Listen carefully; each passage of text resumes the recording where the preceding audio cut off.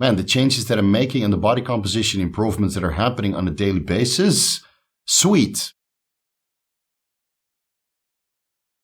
Vigorous Steve here with another Vigorous Q&A for all of your bodybuilding related questions. Today's question is from Phoenix72. Coach Steve, you've made comments before about having a low dose and sustained cycle instead of blasting and cruising. What would be the range that you would run for a low dose cycle compared to a blast? And would you consider doing this instead of blasting and cruising in your younger years, knowing what you know now?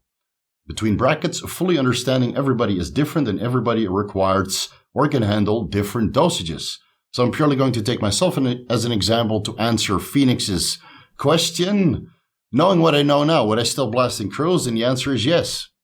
The answer is yes, but my cruise might be a little bit altered compared to what I used to do. And to be completely honest, I wish I blasted a little bit harder than I actually did. I was always stuck, and still am, stuck on experimentation. I like to change my protocols, figure out new methods to run particular compounds, and see if there's a better and more suitable approach than the typical cookie cutter form cycles that have been around for a long time that do work, but there's always some room for optimization, modification, and improvement. So I was always trying to experiment with higher doses of tren or running some DMP here and there, right? Stupid stuff that I wish I never did. But the blasting and cruising approach that I did in my younger years, I would still do something comparable. A cruise would look something like 250 milligrams of testosterone per week, spaced out over 2 administrations with maybe diethylmethane to keep my serum estradiol levels within the range. And again, I would prefer Bayer or Rotex Medica testosterone enanthate because the castor oil allows for infrequent injections Monday, Friday. That would be more than sufficient for stable serum concentrations, assuming that I'm using 200 milligrams of diethylmethane along those lines to help with the metabolism of estradiol into estrone and estriol. That would be my cruise. I would run that for maybe 3 months or so in duration. Again, doing blood work at the start of my cruise to see how bad it is, how bad my blood work is after finishing the blast. And then at the end of my cruise, or assuming that's the end of my cruise, to see if my blood work is good enough or I'm healthy enough to start another blast again. Now, I've always designed my blasts and cruises around my blood work parameters. So if I felt that I was getting in a poor state of health or I was no longer making progress on that particular dose during a blast, then it would be time to come off, reset, get healthy again, take a little bit of a step back, deload, rest, recover, and clean out, basically. Do a cruise for 2, 3, 4 months, 6 months sometimes, and then restart again. But I would not start a blast with a high dose. I would just slowly build that up. So in the past, I would do maybe a cruise 3 months, for example, 250 milligrams of testosterone, maybe 2 units of growth hormone on top. That would be more than enough to sustain my size. And sometimes I would still be able to make progress because my caloric intake would be quite high, maybe 4,000, 5,000, 5,500 calories per day, a ton of micronutrients. So I would still make some sort of progress, albeit that I was getting fatter. Then by the end of the cruise, I would be, let's say, 15%, similar to how my body fat levels are now when I'm starting this new cycle of about 500 milligrams in total. So I would be 15%, then jump from 250 milligrams of test and 2 units of growth hormone to, let's say, 1 gram of steroids in combination and 4 units of growth hormone, being met by a ton of side effects, a lot of water retention, some blood pressure increases, lower back pumps, shin splints, etc., etc., etc. But by that time, I was always quite eager to start. So knowing what I know now and I've done over the last couple of blasts, I would just start lower and slowly build up my dosages over time. So let's say I would start with 250 milligrams of test and 250 milligrams of Primo. You're doubling your anabolic androgenic steroid intake. The growth hormone would come from 2 units to maybe 3 units in total, or I would keep the growth hormone there, but add in a little bit of insulin to facilitate more anabolism on top of the 5,000 or 5,500 calories that I was already eating. A small addition of insulin and doubling my steroid intake would be more than sufficient to increase my overall anabolism, make me stronger, make me fuller, make me denser, increase my body weight, but not potentiate so much water retention, keep my blood pressure within normal parameters, assuming I would add in an ancillary to control that. And the overall quote-unquote discomfort would be minimal compared to quadrupling my dosages from 250 to 1,000 milligrams per week. So again, I would prefer to slowly build up my dosages over time. This also means you stay healthier longer, assuming that your health is within normal parameters at the end of a cruise. You double your dose, 500 milligrams per week. You're able to sustain most of your health parameters for the 2 months, 3 months, maybe 4 months that you're following this protocol of only 500 milligrams per week, a little bit of growth, a little bit of insulin, and perhaps some other ancillaries or anabolic agents on top to facilitate the overall process of anabolism. And then when you get stuck, you either increase the food or you increase the dose. I've mentioned this a million times on this YouTube channel already, but let me remind you once again, you increase the food. When the food makes you fat, you increase the drugs. The drugs allows you to recomp on this amount of calories that you're eating. And once you start to get leaner after you've increased the dose, this could be 4 weeks, 6 weeks, 8 weeks. Whenever that point's come that you start to recomp, you increase the food again, and now you get stronger, more muscular, and bigger, right? Step by step, nice, slow, and steady. At one point, you get to a dose where you would be considering to follow a blast. This is like a moderate cycle. So you have your cruise period, then a intermediate period where it's not exactly a blast and it's not exactly a cruise dose. It's somewhere in the middle. Call it a cycle, albeit that it's far more complicated than your typical cycle that most people would do. There's this intermediate phase where the dosage is high enough to get you back to your all-time strongest and biggest, but not so high to the point it's taking away from your overall health. That you keep for later when you're really trying to push boundaries and really accrue new muscle tissue on top of your previous accomplishment on the previous blast. So it might be that you're running 250 milligrams during your cruise for a couple months, then 500 milligrams, 750 milligrams, up to 1,000 milligrams during this intermediate phase where you're increasing the dosages incrementally over time. And then you get into blast territory, which in my opinion is always in combination with the caloric deficit. I don't see a reason to run anywhere over 1,000 milligrams anabolic androgenic steroids per week if you're in a caloric surplus. It's more than enough to build size, especially if you do it in combination with growth hormone and insulin and whatever else. Once the calories come down and you need to increase the steroids and the other anabolic agents to compensate for the lack of calories, assuming that your micronutrient intake is still sufficient to keep all the physiological functions of your body functioning correctly. As your calories come down, the PEDs go up even further. Now you're in blast territory, and the only reason why you're doing that is because you want to get lean. Calories come down, drugs come up. After 2 or 3 months of that, let's say 1,250, 1,500, maybe 2,000 milligrams of steroids in total and whatever else on top. After 2 or 3 months of that, you're unhealthy. I guarantee it, you're just unhealthy. You need to make some changes and you need to come back to a cruise, clean out, improve your health, improve all of your parameters, maybe do some organ imaging, take care of the nagging injuries and all the issues that you developed while you're blasting your socks off. Once that cruise is done for, then you can restart at a low dose. Now, personally, knowing what I know now and the better understanding that I have about pharmacology and how to keep myself healthy, I wish I ran higher dosages when I was younger, because I would build up the dose to maybe 1,250 milligrams in total and then consider that a blast. That would be in a caloric deficit, so I would get leaner, but I would not be able to sustain all of my mass. I would definitely get weaker, also because I didn't know so much about nutrition and the interplay and the synergy between different performance-enhancing drugs. Again, unfortunately, with the PEDs, you kind of learn as you go, and you can learn so much before you get your hands dirty. I did. I was learning for years, and you can only really know how your body works and changes while using performance-enhancing drugs by getting your hands dirty and actually taking them.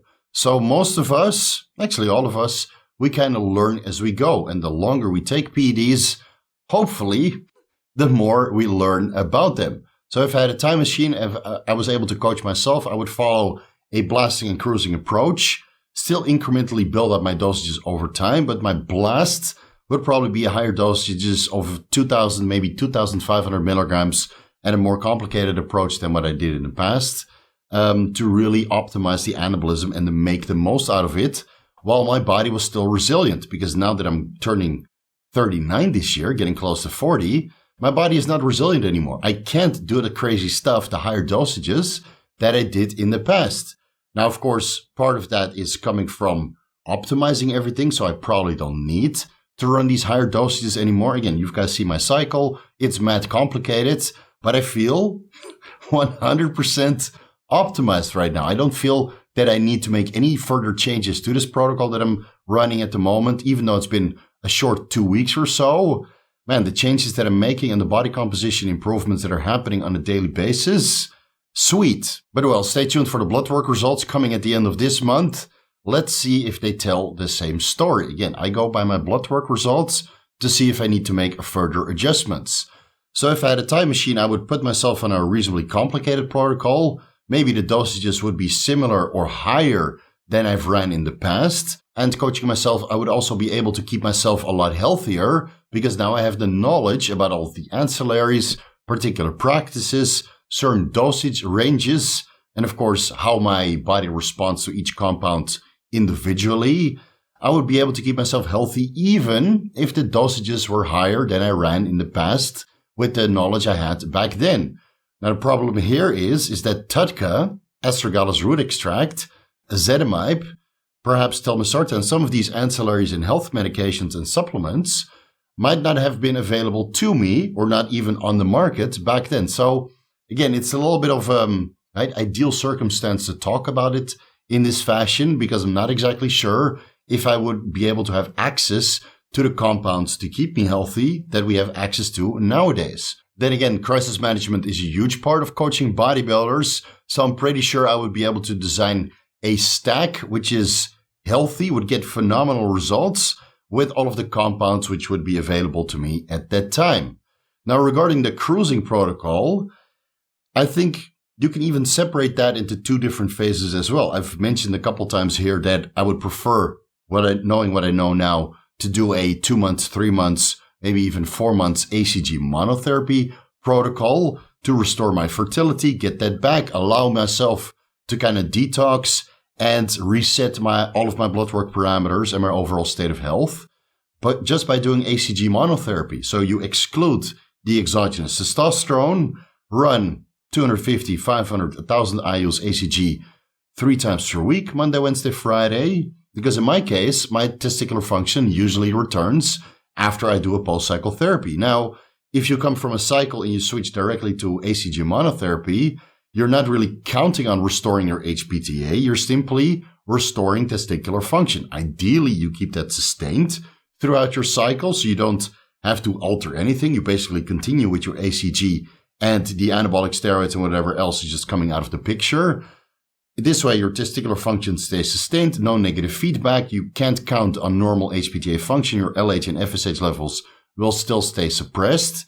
But for later onwards, when you actually start to care about fertility when you get older and you do want to have kids, this seems to be a more suitable approach. Unfortunately, I kind of messed up on this previous protocol because it turned out that my HCG that I was running, it turned out to be fake. So now that I've learned my lesson the hard way, I'm stocking up on pharmaceutical HCG, HMG, recombinant FSH, and whatnot. I'm stocking all of that up, and when I have a 1 year or 2 year supply, I will reintroduce the HCG at 250 IUs 3 times per week to restore testicular function. Then by the time I come off cycle and do HCG monotherapy, perhaps with HMG spaced in between, testicular function should be sufficient and spermatogenesis should be good enough that within a couple months of doing HCG, HMG monotherapy concurrently, my fertility should be good enough to start conceiving. Right? It's a different kind of approach. It has nothing to do with bodybuilding. But again, there's life after bodybuilding. And I think most of us would agree that once you close the book on bodybuilder, there needs to be no negative repercussions regarding your mental well-being or fertility or organ health or the texture of your skin. And hopefully you didn't develop severe male pattern baldness in the meantime that you were taking steroids, right? There's a lot of things you have to think about for the long term, decades or maybe even 25 years later when you do start to take PEDs. Many of us don't really think about that. But again, as you get older, it starts to become more of a concern. So basically, I would do an HCG monotherapy phase of about 3 months, maybe 4 months if required, depending on how bad my health parameters were at the end of the previous blast. Then maybe 2 months, 3 months of a cruise dose then slowly start to build that up. And towards the end of this year, let's say a 1-year cycle, because again, cycling by the season seems to be very easy because you're cycling by the calendar, and certain phases of the year when it's too hot, you don't want to train as hard as during the phases where it's a little bit colder and you can actually radiate all of this body heat away. So maybe you do your blast during the colder months and your HCG monotherapy protocol during the hotter months of the year. I would slowly ramp up my dosages, coming from a cruise to an intermediate phase to a blast phase, maybe 2,000 milligrams, 2,500 milligrams of steroids combined, and a ton of other stuff on top to optimize the entire protocol. Do that for 2 months, 3 months at maximum until my blood work parameters tell me to stop. Please, God, make it stop. And then I would cycle off again and do HCG monotherapy, which again would restore testicular function, restore estradiol levels to favorable ranges, restore my neurosteroid levels, etc., etc., etc. Now, if you're taking steroids because your testosterone levels were kind of low, right? Maybe 200, 300, 400 nanograms per deciliter, suboptimal. Mine were about 600 nanograms per deciliter, and I was able to restore that, assuming I would take enough time off after finishing a post-cycle therapy. If those levels don't come back, you do legitimate TRT. It's not exactly a cruise. A cruise is a little bit higher dose. A cruise dose is a dose where you're able to sustain your strength or maybe even improve upon that if you're in a caloric surplus. Again, I've always recommended 1 milligram of testosterone per 1 pound of body weight. So if you're 200 pounds, you take 200 milligrams testosterone enanthate or cypionate. That includes the ester. Don't overcomplicate it. Don't go fancy calculations to see if you can run 230 milligrams of testosterone cypionate because the ester weight is a certain percentage of the testosterone and you want the active pharmaceutical ingredient. Relax. It's not going to make that much of a difference whether you take 200 or 230 milligrams testosterone enanthate or cypionate per week during your cruising periods. Your recovery should be diminished so you can focus on optimizing your training and your nutrition. So those can be optimized while the recovery from the performance-enhancing drugs is basically taken away to the lowest and bare minimal you can get away with while sustaining your strength. You don't have to rely on the testosterone. You're relying on your training and your nutrition. Once that's completely dialed in and you're healthy again, then your intermediate phase will start by doubling the dose, right? Or adding a couple compounds on top. Now, again, if you don't recover your testosterone levels and you need to go back to a legitimate TRT dose, then you keep your levels somewhere within the reference range. So you're not super physiological. You're closer to your natural testosterone levels that you had previously before adding in the exogenous testosterone. So let's say you had 400 nanograms per deciliter in the past. Now you're keeping yourself at 800, 900, maybe 1,000 nanograms per deciliter, which is still going to be lower than 1 milligram per 1 pound of body weight. But you're within the reference range, which should allow you to clean yourself out and get as healthy as possible while still sustaining your levels to the top of the reference range. Again, in this context, you probably don't need an aromatase inhibitor or a method to control your estradiol. So you really limit your compound selection to maybe test and GH and leave it there for a couple months. Then when you go from 1,000 nanograms per deciliter to, let's say, 2,000, 2,500 nanograms per deciliter, depending on your injection frequency, by going to 1 milligram per 1 pound of body weight, that's already double. And then you double the dose from 200 or 250 milligrams test to 500 milligrams of steroids per week.